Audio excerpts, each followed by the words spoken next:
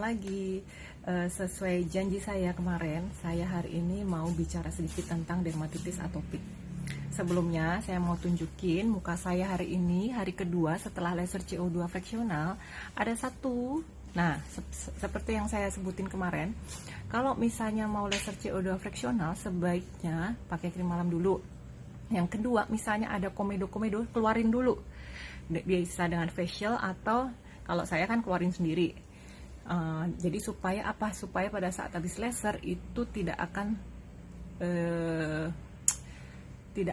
dua kali kerja. Nanti habis laser ternyata masih ada sisa jerawat, sisa komedo. Jadi seperti pasien saya hari ini, kebetulan hari ini saya ke Promek ada pasien laser CO2 fraksional, tetapi pasiennya ini komedonya banyak banget satu muka.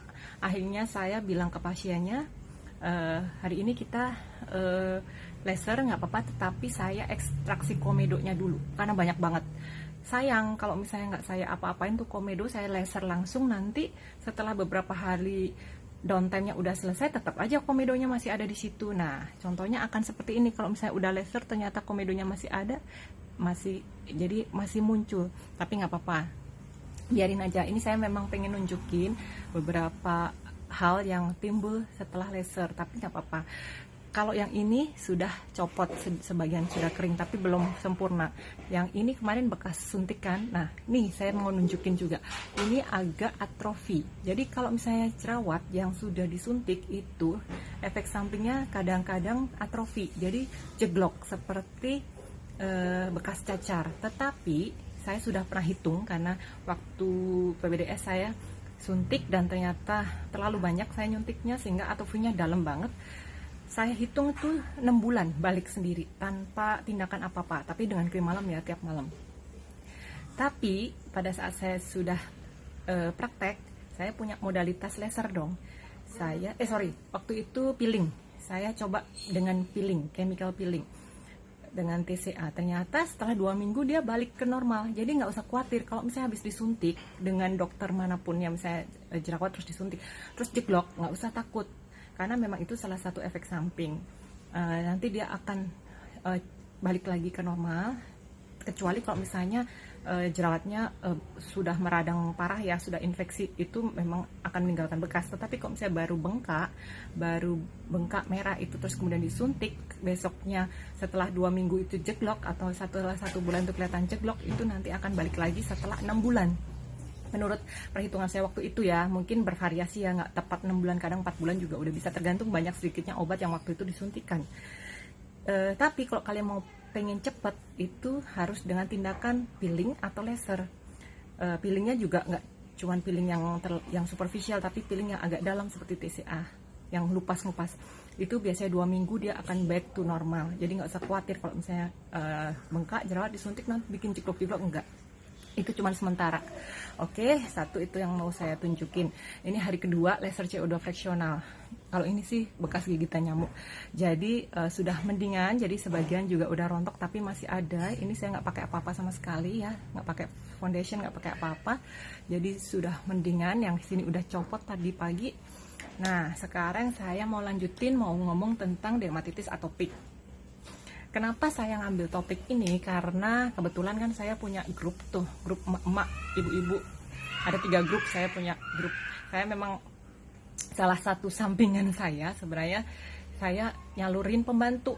Nah ceritanya nih, emak-emak yang butuh pembantu itu ternyata banyak kan seumuran saya kan. Itu anaknya kan masih kecil-kecil tuh, umur 2 tahun, ada yang umur bayi, ada yang umur 10 tahun. Nah ternyata masing-masing dari mereka itu ada beberapa yang keluhannya sama, suka nanya, dok ini kenapa ya anak saya ya, alergi atau bukan, dok ini kok merah-merah ya.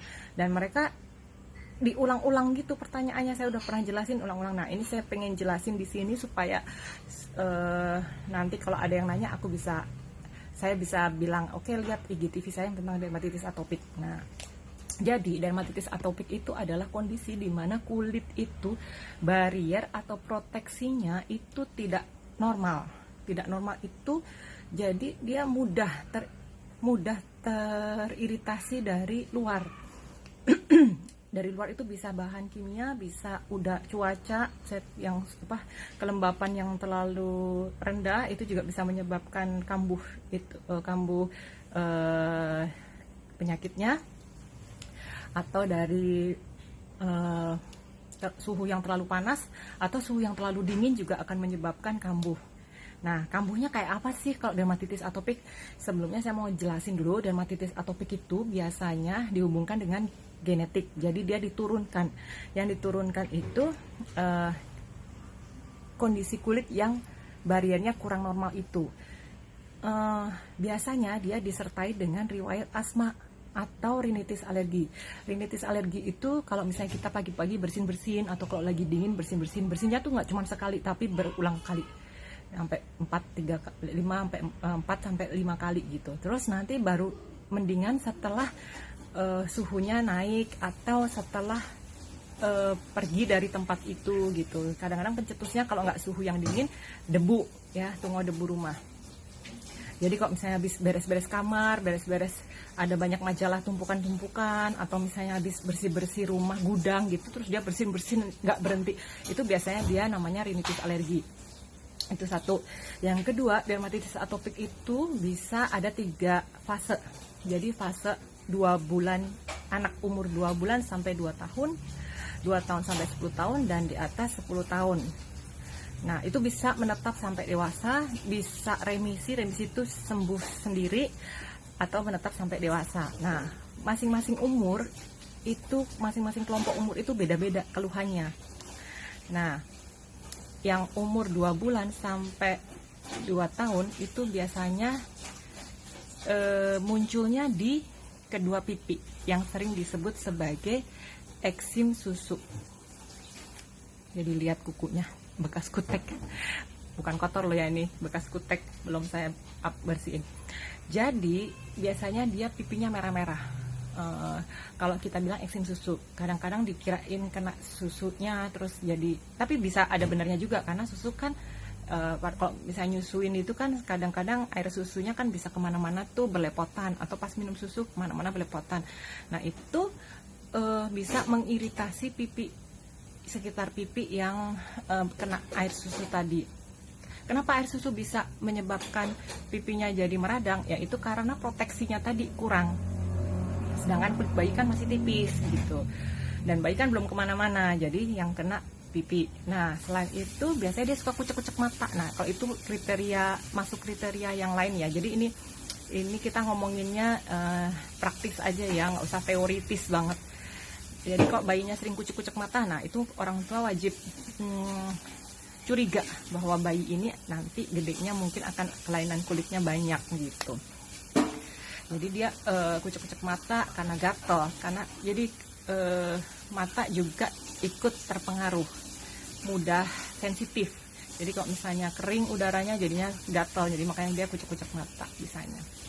Terus, nah umur 2 tahun sampai umur 2 bulan sampai 2 tahun kan. Nah, umur 2 tahun sampai 10 tahun itu biasanya kan anak lagi aktif-aktifnya tuh, kemana-mana, merangkak segala macam.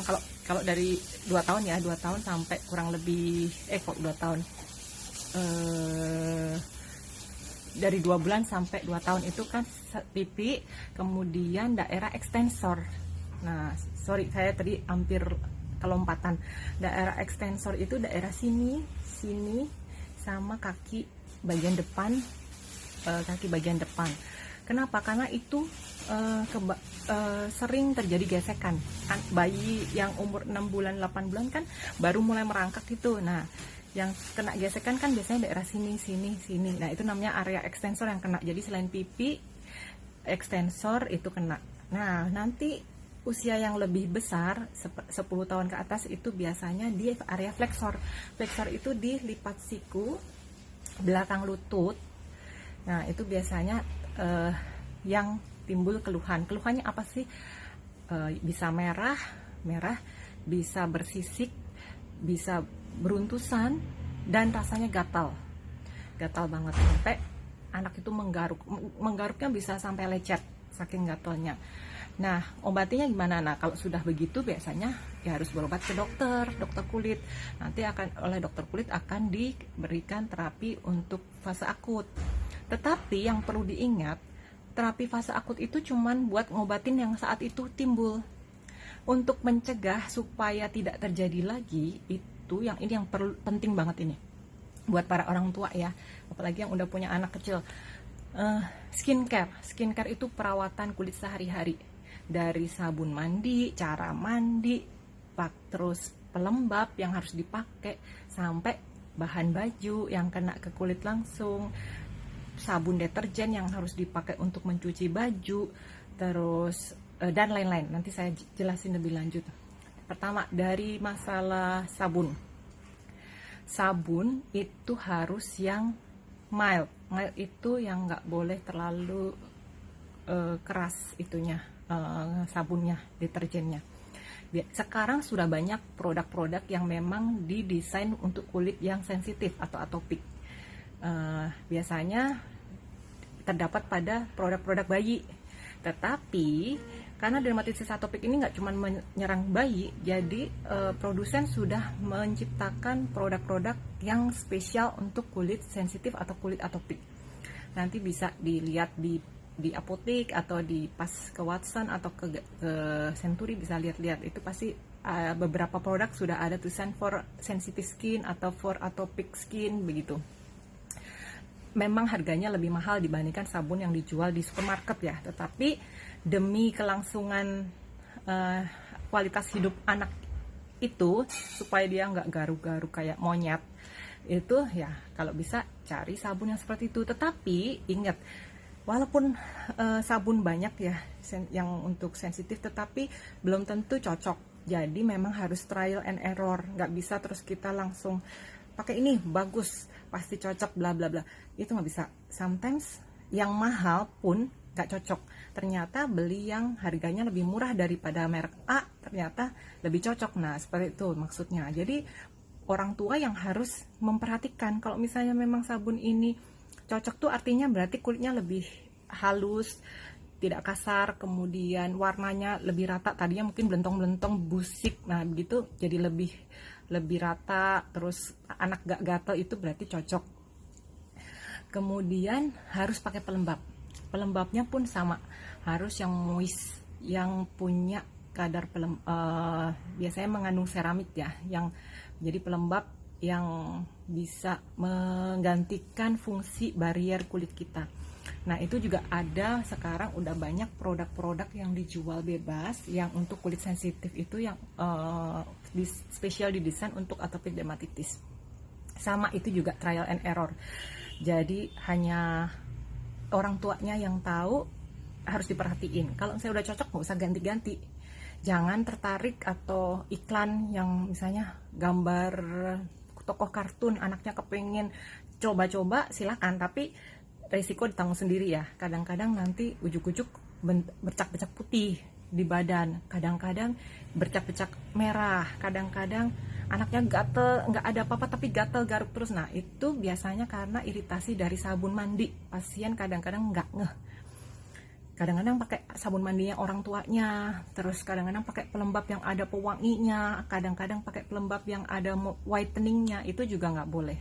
Jadi harus benar-benar yang pure, kalau bisa non pewangi, kalau bisa non yang tidak berwarna-warni, yang pokoknya pure lah, nggak ada tambahan-tambahan yang lain.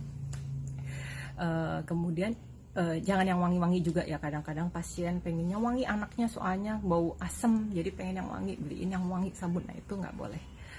Yang ketiga, air sabun buat baju itu juga penting. Kalau bisa sih pakai deterjen yang buat sabun deterjen laundry bayi. Kenapa?